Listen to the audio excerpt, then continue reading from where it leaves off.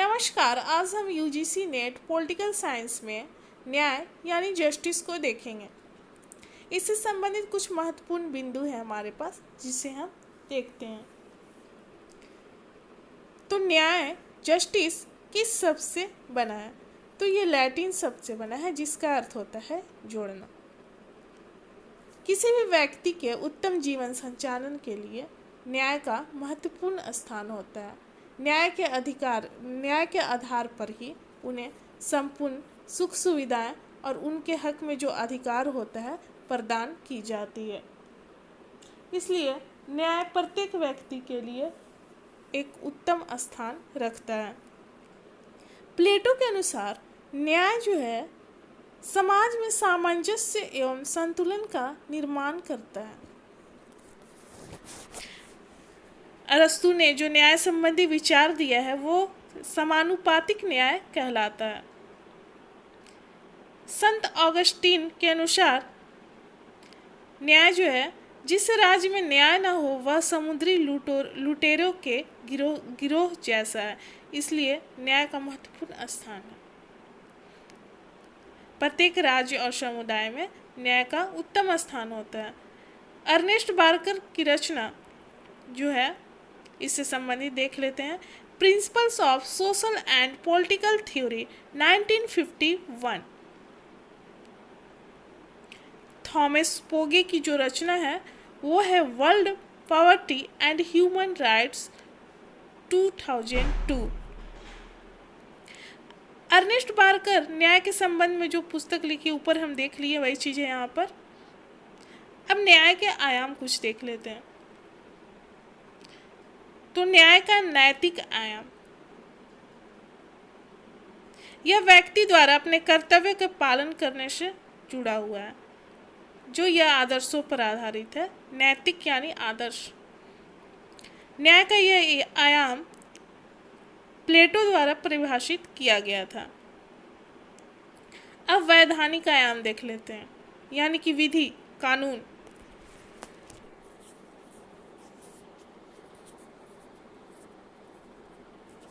वैधानिक रूप में न्याय का अभिप्राय विधि के उल्लंघन के परिणाम स्वरूप दंड प्रदान करना है। यानी कि जो नियम कानून सभी के लिए बनाए हैं उनका पालन करना सभी के लिए जरूरी है।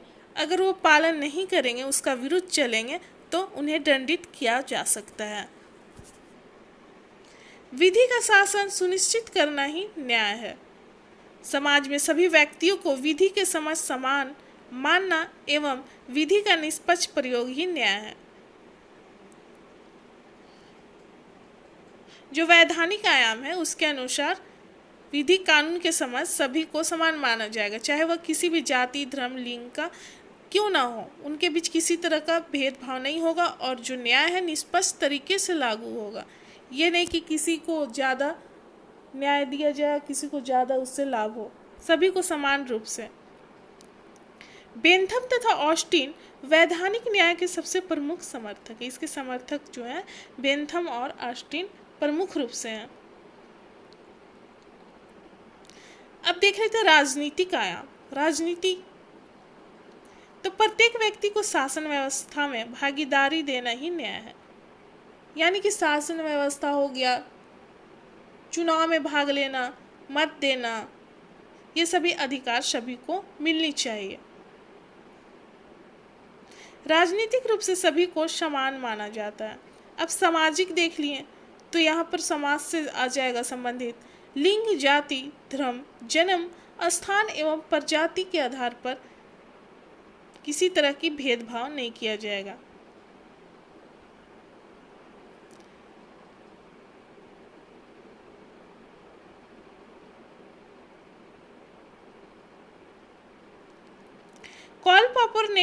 कॉल पॉपर जो है सामाजिक न्याय को उन्होंने कहा है piecemeal social engineering and utopian social engineering. अब न्याय का आर्थिक आयाम देख लेते हैं।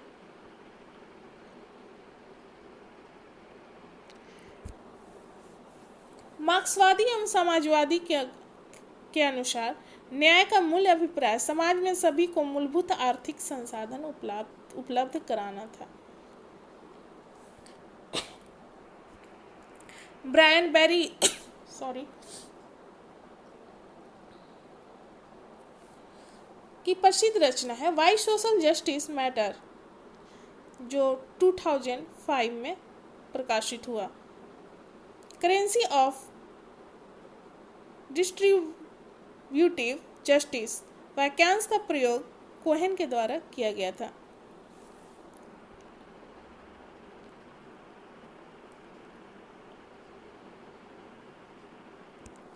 मार्क्सवादियों का मानना था कि व्यक्ति कितना भी कार्य करे, ये थोड़ा सा भी कार्य क्यों ना करे, काम क्यों ना करे, लेकिन उसको आवश्यकता के अनुसार जो आवश्यकताएं होती है उसको उसकी पूर्ति की जानी चाहिए। लेकिन काम का आधार कुछ भी हो, व्यक्ति थोड़ा सा भी काम करे या ज़्यादा करे उससे कोई लेना देना नहीं, लेकिन जितनी उनकी आवश्यकताएं हैं उनकी पूर्ति की जानी चाहिए, ऐसा मार्क्सवादियों का विचार था।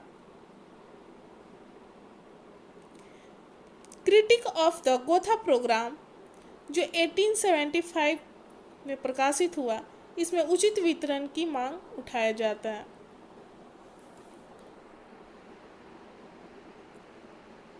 मार्क्स का कहना था कि प्रत्येक व्यक्ति अपनी क्षमता के अनुसार कार्य करेगा, जितना उसमें क्षमता होगी, लेकिन उसकी आवश्यकता के अनुसार प्राप्त होगी। आवश्यकताएं जितना भी होगी उसके अनुसार उसको दिया ही जाएगा। इसको वह न्याय मानते थे। मार्क्सवादियों के न्याय की संकल्पना को उपचारी न्याय भी कहा जाता है।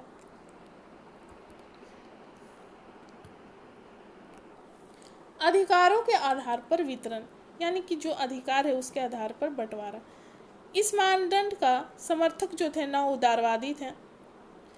नॉजिक के अनुसार न्याय का आधार योग्यता होना चाहिए, यानी उनकी क्षमता होनी चाहिए। इसके अनुसार वस्तुओं का वितरण व्यक्ति द्वारा समाज के लिए किए गए योगदान के अनुपात में होना चाहिए, यानी कि व्यक्ति ने जितना अपना योगदान दिया है उसी के अनुसार उसको वस्तु दी जानी चाहिए।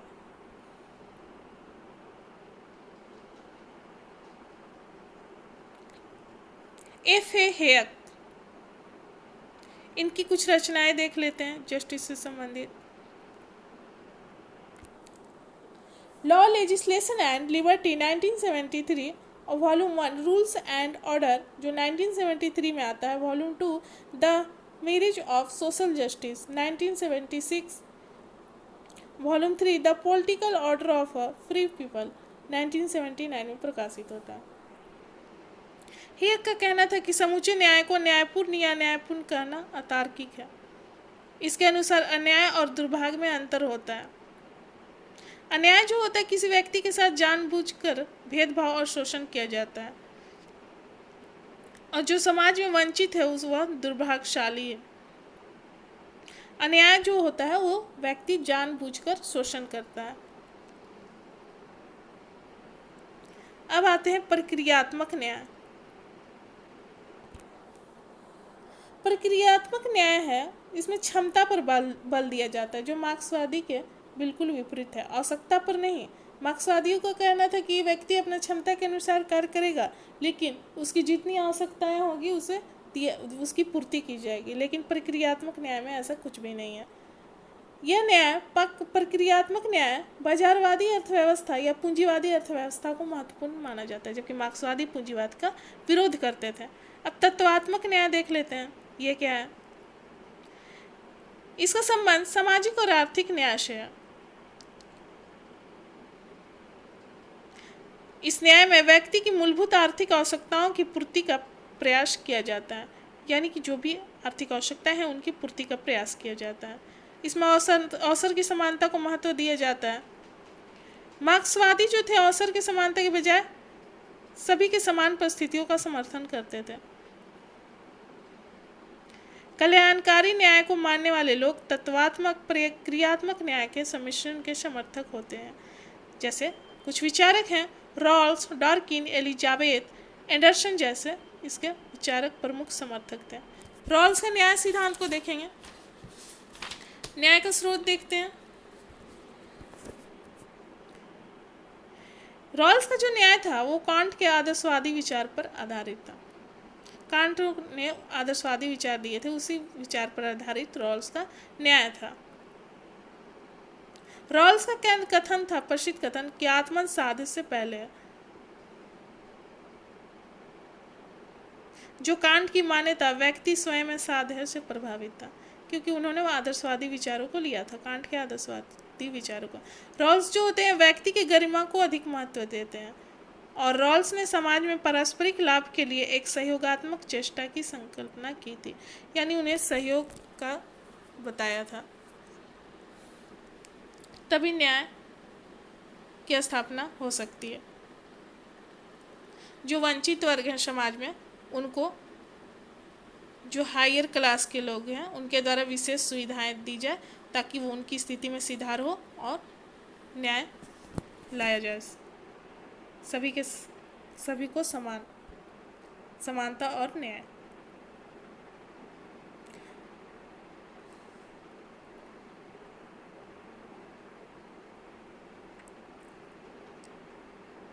रॉल्स का न्याय जो था प्रत्येक व्यक्ति के लिए समान था, जबकि बेंथम का न्याय अधिकतम व्यक्तियों के अधिकतम सुख पर आधारित था, जिसके कारण रॉल्स ने बेंथम के न्याय के मूल आधार को अस्वीकृत कर दिया था। रॉल्स की एक प्रसिद्ध रचना थी जो 1971 में प्रकाशित हुई थी, a theory of justice. Rawls ने न्याय को फेयरनेस कहा था। रॉल्स ने justice as fairness a statement 2001 में इसको प्रकाशित किया था। रॉल्स के अनुसार न्याय समाज का सबसे मुख्य और प्राथमिक गुण है। रॉल्स ने न्याय को मैक्सिमिन प्रिंसिपल भी कहा है। रॉल्स का जो न्याय है शुद्ध प्रक्रियात्मक है।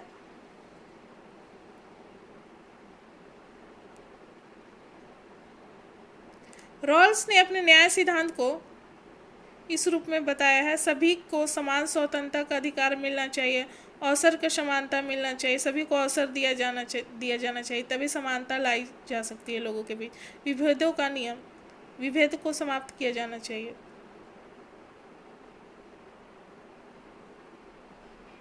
रॉल्स के न्याय सिद्धांत का निर्माण। रॉल्स के न्याय सिद्धांत के निर्माण को देखेंगे।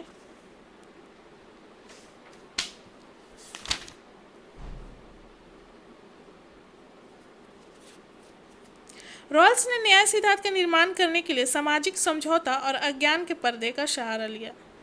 यहाँ पर अज्ञान के पर्दे का से तात्पर्य है व्यक्ति को समाज में अपनी वर्तमान स्थिति का पता नहीं था, तथा व्यक्ति मतलब उनको अपनी स्थिति के बारे में पता ही नहीं था।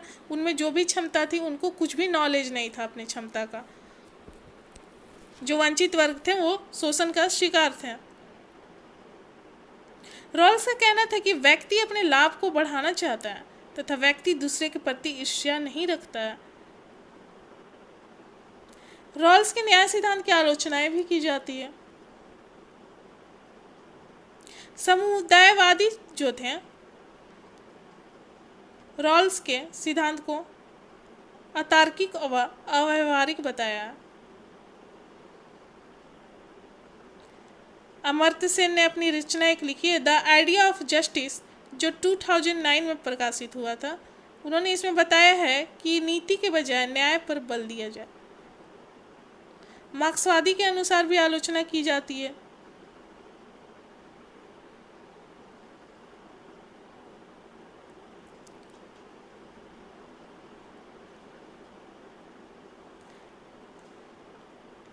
नॉजिक रॉल्स की न्याय सिद्धांत की आलोचना करते हैं और उस आधार पर पूर्ण प्रक्रियात्मक न्याय का समर्थन उन्होंने किया। नॉजिक ने पूर्णतः बाजारवादी अर्थव्यवस्था का समर्थन किया। इसके न्याय का मूल आधार था जैसे जो चयन करे तथा जैसा जिसका चयन किया जाए। नॉजिक ने न्यूनतम नकारात्मक राज्य का समर्थन करते हुए कहा कि राज्य का कार्य केवल विधि और व्यवस्था बनाए रखना, नियम कानून, राज्य का कार्य जो है वो नियम कानून को बनाए रखेगा और बाह्य शत्रुओं से नागरिकों की रक्षा करेगा। इसलिए इन्होंने प्रगतिशील करारोपण का सिद्धांत का खंडन किया, यानी कि राज्य अपने नागरिकों की रक्षा के लिए कर भी ले सकती है। इसने अपनी प्रसिद्ध रचना स्टेट अनार्की एंड यूटोपिया में लिखते हुए कहा था कि राज्य केवल उतना ही करारोपण कर लेगा जितनी विधि व्यवस्था बनाए रखने एवं राज्य की सुरक्षा के लिए आवश्यक है। राज्य जो है, इसका अर्थ यह हुआ कि राज्य को ज़्यादा कर लेना नहीं है जनता से, और उतना ही लेना है जितना नियम कानून को बनाए रखना है और जितना राज्य की सुरक्षा के लिए जरूरी है।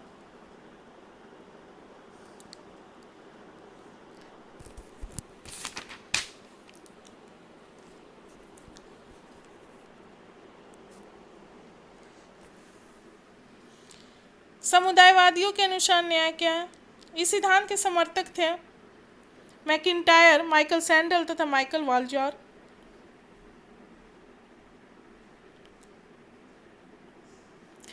इस दृष्टिकोण के अनुसार समुदाय का हित उसकी ऐतिहासिक और सामाजिक पहचान से व्यक्त होता है।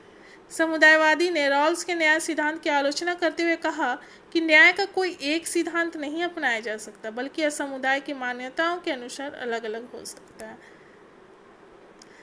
मैकिंटायर ने अपनी पुस्तक आफ्टर वर्च्यू 1981 में समुदायवाद के नैतिक आधार पर बल दिया। उन्होंने दूसरी पुस्तक प्रकाशित की, हुज जस्टिस विच रेशनलिटी।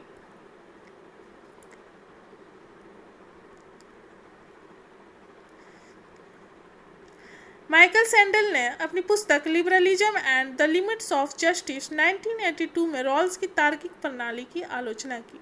अपनी इस पुस्तक में आलोचना करते हुए कहा कि व्यक्ति के चरित्र को समझने के लिए उसकी संस्कृति और समुदाय की जानकारी आवश्यक है।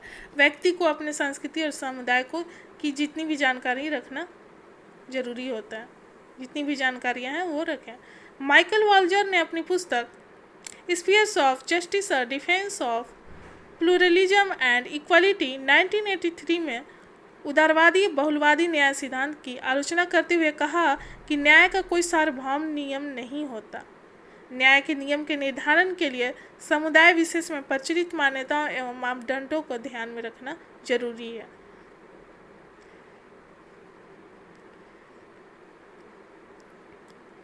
वाल्जर के अनुसार न्याय का सिद्धांत सरल समानता के आधार पर नहीं, बल्कि जटिल समानता के आधार पर निर्धारित किया जाना चाहिए।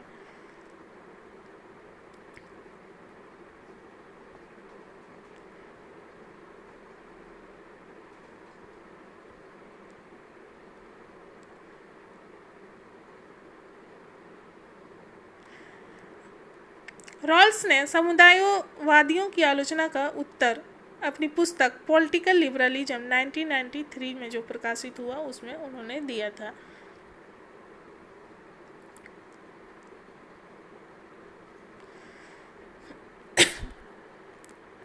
अमर्त्य सेन की एक प्रसिद्ध रचना थी डेवलपमेंट एज फ्रीडम, जो 1999 में प्रकाशित हुई, में क्षमताओं की समानता का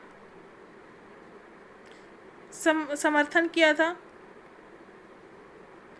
उनका कहना था कि लोगों की क्षमता में वृद्धि करने के अभिप्राय जीवन की गुणवत्ता में सुधार करना है।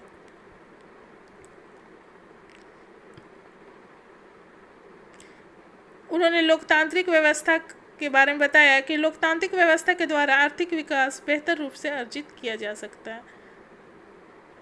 अमर्त्य सेन का कहना था कि व्यक्ति के मध्य जो भिन्नता है वो लिंग आयु के आधार पर होती है और ये भिन्नताएं प्राकृतिक है, जबकि दूसरी भिन्नताएं परिस्थिति के रूप में आती है, जैसे जाति एवं संपत्ति पर आधारित विषमता। जाति और संपत्ति के आधार पर भी लोगों के बीच भेदभाव किया जाता है।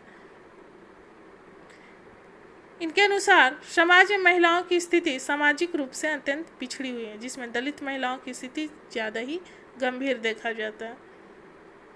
इनके अनुसार बाह्य परिस्थितियों की विषमता में भी अनेक रूपों में विद्यमान थी। आज का हमारा टॉपिक था न्याय, जो यहाँ पर हमारा समाप्त होता है। धन्यवाद।